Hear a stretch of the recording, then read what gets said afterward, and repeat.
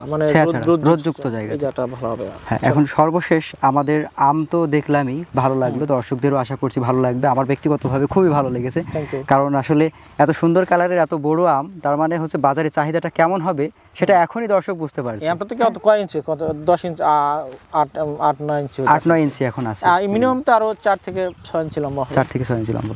এখন এই আমের ভবিষ্যৎ সম্ভাবনা প্লাস নতুন উদ্যোক্তা যারা রয়েছেন তারা যদি এটার সহায়তা পরামর্শ চান, সেক্ষেত্রে আপনি কতটুকু কি করতে পারবেন? ইনশাআল্লাহ ভবিষ্যৎ আমি এটা খুব ভালো দেখতেছি। আর নতুন উদ্যোক্তা যদি কেউ এটা বাণিজ্যিকভাবে করতে চায়, আমি এটা সাপোর্ট করবো। বিশেষ করে কিং যে চাকা এটা চিয়াংমাইটা, ইনশাআল্লাহ যে কোনো ধরনের সহায়তা আমরা পাবে, আমাদের কাছে চারা নিতে পারেন আমাদের কাছ থেকে। আচ্ছা আচ্ছা। এবং এর বিষয় যত্ন এবং যা কিছু আছে আমরা ইনশাআল্লাহ সহায়তা করব। না, যেমনটি বললেন যে আসলে কখন পলি করার প্রয়োজন রয়েছে, কখন সার কীটনাশকের ব্যবহার করতে হবে, গাছের গুটির সময় কি করতে হবে, গাছে কখন কি সার দেব, সব বিষয় নিয়ে আমরা ইনশাআল্লাহ। ঠিক আছে, ধন্যবাদ ভাইজান, আপনার সাথে কথা বলে ভালো লাগলো।